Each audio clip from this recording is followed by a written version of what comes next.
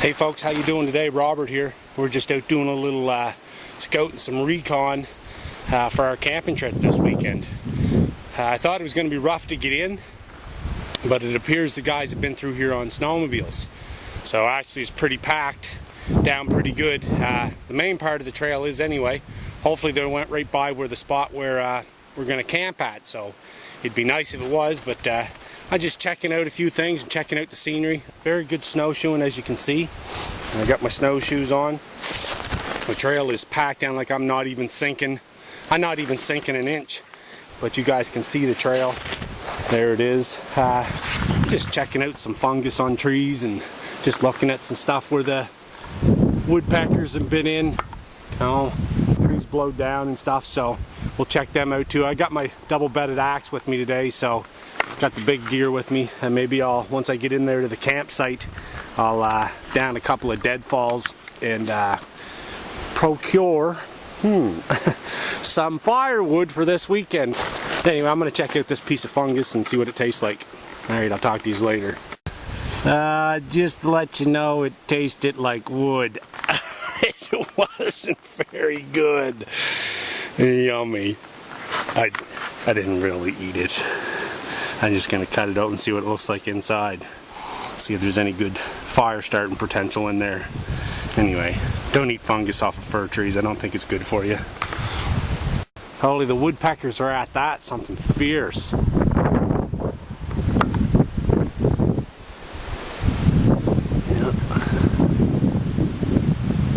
Got her pretty dinged up.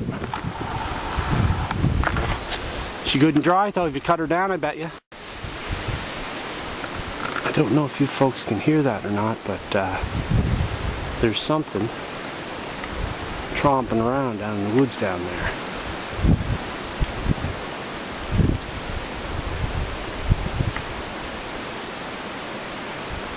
Probably a deer. I was kind of talking to myself and going along. I wasn't really looking for game or anything, but just kind of messing around.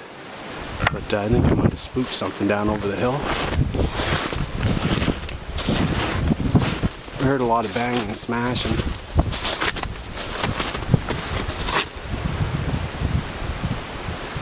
Stumps were pretty high here when they cut this stuff. You'd think. Holy. Yeah. Snow is pretty deep now. Pretty deep. Yeah. Now I trip over my snowshoes and fall down the bank. That'd be a great thing to put on YouTube. Yeah.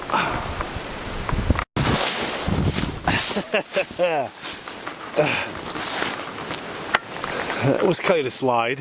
We have to go up around the other way to get back on. Yeah. Might have been a deer, eh? Yeah. The tracks. Might have seen if I had been paying attention, but I wasn't, so.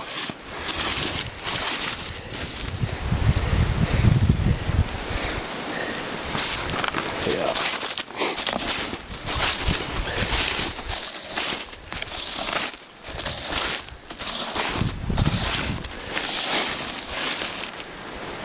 Really, all in all, even down through here where there's been no trail broken, I'm hardly even sinking in the snowshoes. It's packed down so hard. Head down here to the railroad tracks and check it out. See what it looks like. Apologize for the jarry picture, but I got no, I didn't bring the tripod today because, well, I just didn't plan on doing that much filming, so there's something that might come in handy right there. Definitely come in handy. Right there. Good old bird's nest. I'm gonna go get that. This one's actually more mud than it is anything else. A lot of mud in it, eh? Birch bark in there and stuff. Frozen solid, but let it dry out, see how it works. I don't know if you folks can see this or not. One of the things I really like about this jacket is that it's got a huge inner pocket. It is absolutely huge, and it's great for gathering, eh? It works really well for putting stuff in, for carrying it. I definitely like it. I got this, paid $8 at a thrift store for it, so I priced them online. They're like a $170 jacket, eh? Sporting jacket. It works real good. It's super warm.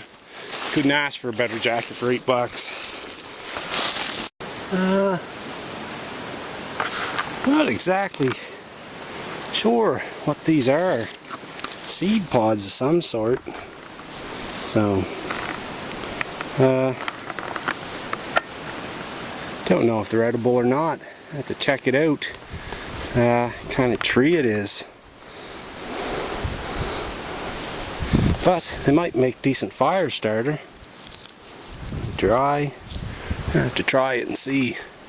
There's a whole bunch of them on these trees around here, so seed pods that didn't come off right on the tips, eh? Of these trees.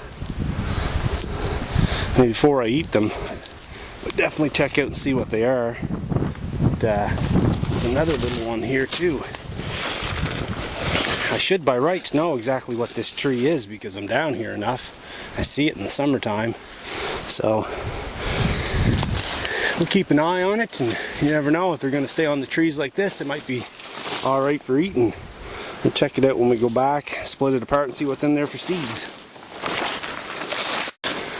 Anyway, here we are down the train tracks. I'm going to take a little break here. I'm starting to sweat. So I'm going to chill out a bit. The squirrel tracks or something, they look like. They're fairly fresh. Yep, a little bit of game out and about. Take it easy, I don't want to get sweating too much. Pine tree. I'm actually going to grab some needles and make some tea. When we stop up here later, I go grab some right now. There we are, grab a few pieces off of it, make some tea. Folks, a lot of times you see down here in Nova Scotia anyway, on the tracks, you see a lot of times they got railroad ties. Periodically see piles of them. I mean, they're old, they're never going to use them. Periodically see piles of them that are, I mean, there'd be 50 or 100 in a pile. Near out, lost. Want to exert a little bit of energy, not so much in the wintertime because they're so frozen up, but spring, summer, and fall, before it starts to ice up, it makes an awesome shelter. You don't need to have too many of them piled up to build, I mean, it's a viable, you could build a damn house out of them. They'd be so indestructible. You know, great little projects. I may do a video in the summertime of that. I mean, you never know. There's railroad tracks running through hundreds and thousands of miles of our land across here, Canada, Nova Scotia, pretty much all over the world. And pretty much if you find a set of tracks, you can walk your ass out. But, I mean, if you do have to stay, it's a quick little shelter. You know, quick little shelter. You still could be miles and miles and miles away, but usually there's railroad ties along on any set of tracks that you go to. But anyway, we'll do a video in the summer. We'll make a little shelter out of one. Or in the spring or something. Don't know if you guys can see that down in there yet. That's the river. That's one of the things I was worried about. Our campsite's on the other side of a decent sized brook. One way we go into it, it's a very short jaunt from the main road in. It's only 2 or 3 kilometers. If we have to go around the backside to the nearest place there's a bridge on the railroad tracks, it adds about another 2 kilometers onto our trip. So hopefully when we get down there that the brook is narrow enough that it's frozen in, is what I'm hoping anyway. I tell you folks, this time of the year when we start to thaw and break up, look, I tell you, I'd be hard pressed to have to cross that river if I had to. I'll tell you, I'd be some nervous of it. Boys, there'd have to be some really desperate life and death matter that needed to get me from one side of that river to the other. Because I'll tell you, crossing water, frozen, when you don't know how safe it is one of the most dangerous things you can do in the wintertime, eh? There's a lot of people die doing that kind of stuff, whether it's walking across it, snowmobiling across it. Like I used to do a lot of snowmobiling and stuff. and I absolutely hated open bodies of water. Hated them.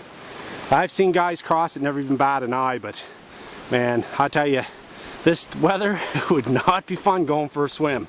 Brr-her-her-her. Folks, I tell you, I'm hard enough out here. I'm sweating bullets. So I tried stopping, but it's warm enough. I'm going to peel off some of my gear. Peel off some gear.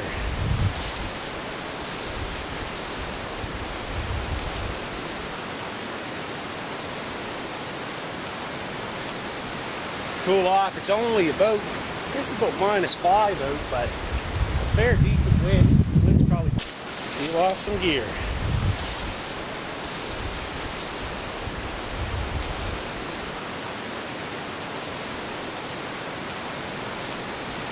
Cool off. It's only about, I guess it's about -5 out, but a fair decent wind. Wind's probably blowing. See, it's blowing my jacket, so you can tell how hard it's blowing by how much it's blowing my jacket. So there it is, blowing the jacket. So it's probably, 30 kilometers an hour anyway. So I'm gonna peel some of this off and tie it to my pack, and I'll be back to you right here.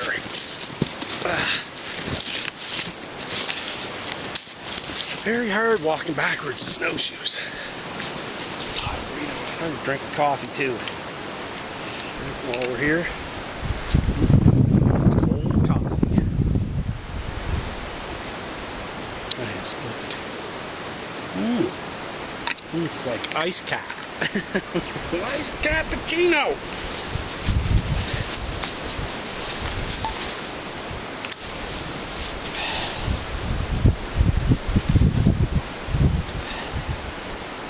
Man, I tell you, I love this Cabela's bag with the straps. I've been running it for 3 years, and I tell you, for that 80 or 90 bucks I paid for it, it's absolutely awesome.